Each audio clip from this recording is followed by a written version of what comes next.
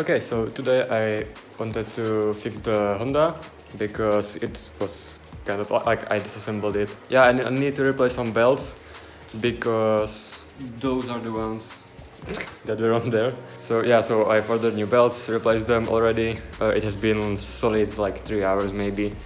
And yeah, the car is not starting. It's just cranking.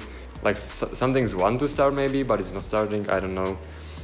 I have managed to fix the issue. It's turned out that I'm kind of stupid and I forgot that Honda labels their cylinders from right to left, not from left to right. Yeah, the next step is to plan out actually what to do. Change the dizzy, that's probably going to be the first thing. Then change the throttle body and then the cables, which is going to take like 17 days because... So for the longest time I was really stuck on a question about the intake manifolds. As you can see this, or maybe not see because the valve cover is different, but this engine, this is D14A3, that means 1.4 liter, and it is so-called SPFI, which means simplified injection, which means that the first and fourth cylinder injects fuel simultaneously, and then second and third injects fuel simultaneously. One, it's bad because it hurts the fuel economy, and two, it's bad for the performance. So obviously you want to change that, but to do that you need to change like most of the engine. So first of all you need to change the intake manifold, and this one that you see here, this is from the D16, I think it's from Z6, D16 Z6, and so is the fuel rail and the injectors, I think. Next up, you need to change the throttle bodies, and you see here 3 different throttle bodies, or I should say 2 different types, but 3 units. These 2 are from the D14 engine and from the D14, like the intake manifold assembly, and this one here is from D16. And as you can see, they are almost identical, except some some hose connections.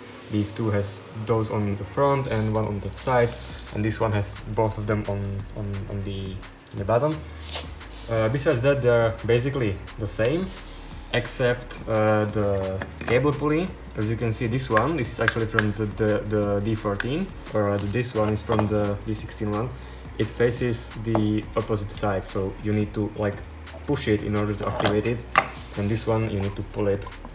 So as you can see here, the throttle cable actually comes from the driver's side, and on the other cars it comes from somewhere here.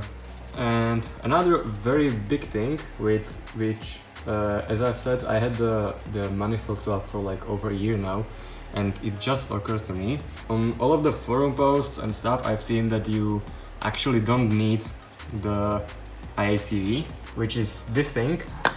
The intake manifold already has the idle air valve thingy, but one of them, this one, should have 2 pins only, and this one has 3 pins. So I will need to repin that, and yeah. So this here is a DC or distributor from D16 Z6, or it has a code of TD41U, I think. And if you compare it to the original one, they are almost exactly the same actually. Okay, funnily enough, this was probably the simplest thing to do yet. As you can see, it fits perfectly. Unfortunately, I don't have the other side of the connectors for these ones, so this will be interesting. Yeah, but that's one for later. Yeah, more good news. I have bought these connectors like few weeks into owning this car because the headlight actually connector was broken, and on the picture it was like this, but actually what arrived is this. But fortunately, this is exactly the type of connector that is on the control valve, so this is the first time I'm gonna be using these. So this here is the old RACV connector. As you can see there, it has 3 pins and 3 cables. One of them is black and blue, the other one is yellow and black, and the third one is orange. I suggest to discard the orange wire and connect these 2 as seen now in the schematics.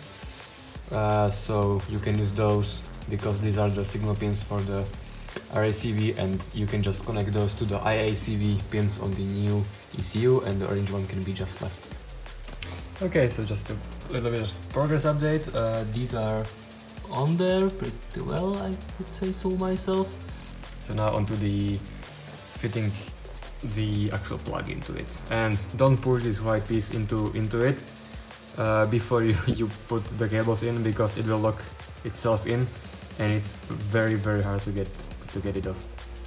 Okay, so as you can see, the cable is done, the thingy is pushed in. It was a bit tricky to get it in because, again, I think these are like €2 for 5 of them. And now we shall hear the sound of success, which is very nice. Job 1 out of like 7,000, done. And one more thing, always cover up your unused exposed wires, because they could touch something that is grounded and create a short circuit. Now for the fun part of the project, and that is the actual ECU harness.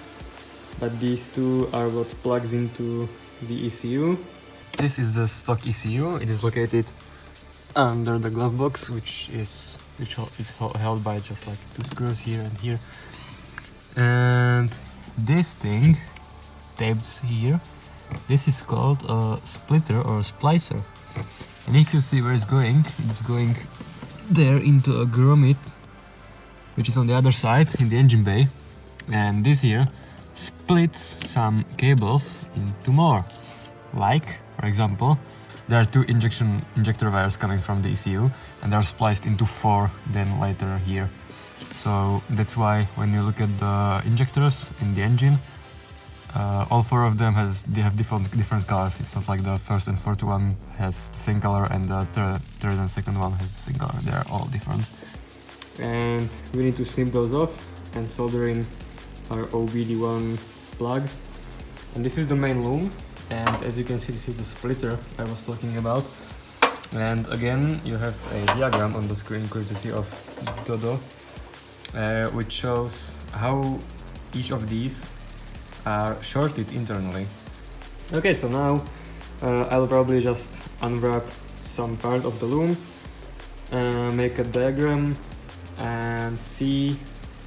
Okay, and this is how the loom looks without the tape. And do be careful, because 25 years of adhesive, heat and cold cycling and dust will make it very sticky and not pleasant to touch. But anyways, one thing that I forgot to show you is the ECU, the new ECU itself. This is actually the old one. As you can see, it is type P3X, which is the OBD0, and this is how the connector looks like. It's basically this, but the opposite.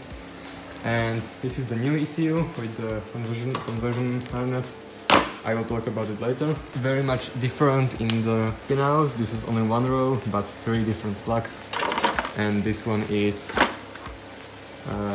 P06, and this is actually a conversion harness from OBD1, which plugs into this ECU, to OBD2A, the OBD0 conversion, conversion from OBD1 to 0, is unobtainium in Europe.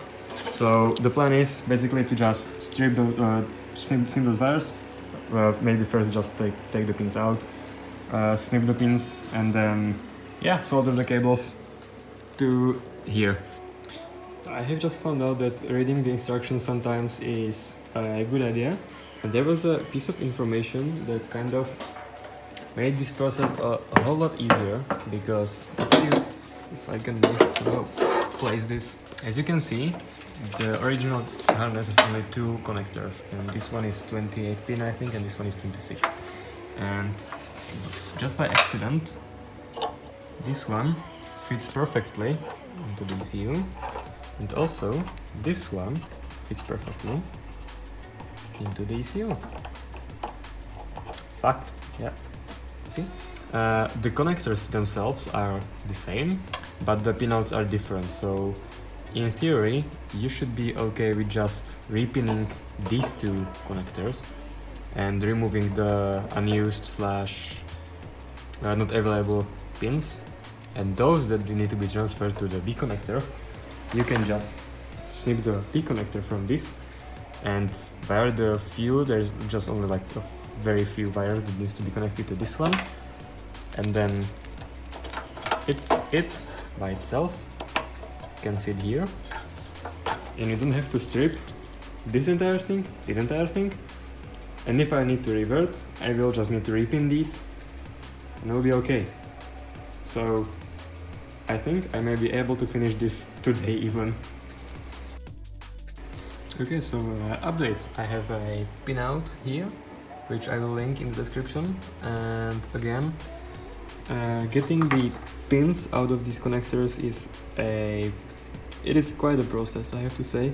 It's painful, but I have noticed that these, which are the pins that go into the OBD2, you can just yank those from this connector. You have to depin them from here, and there are actually two different sizes.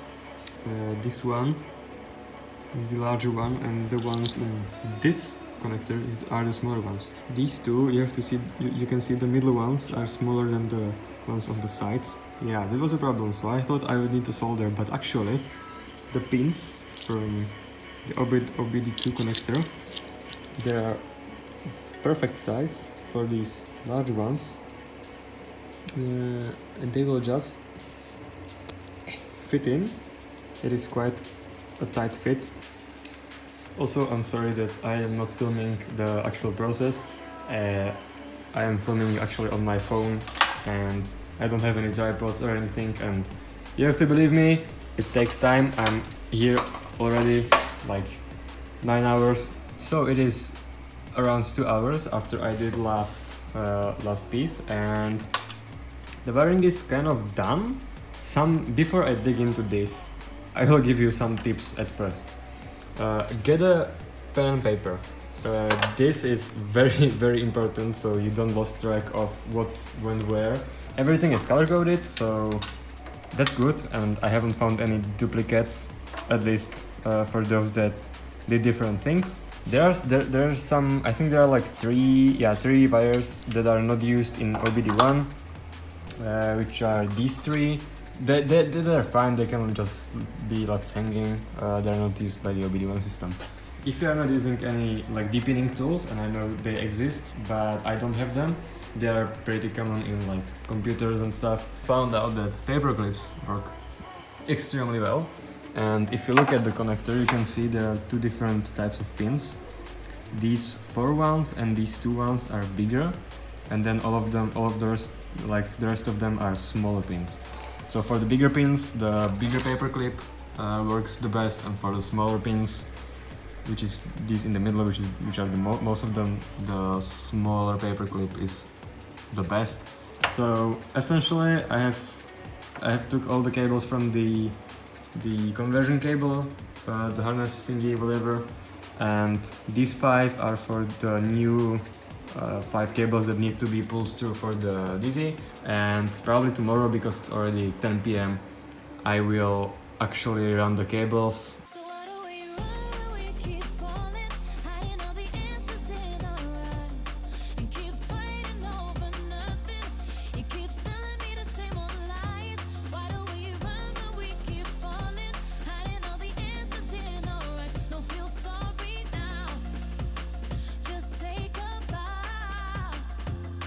Alright, so it is the next day. I am tired as hell, but I've already did some progress.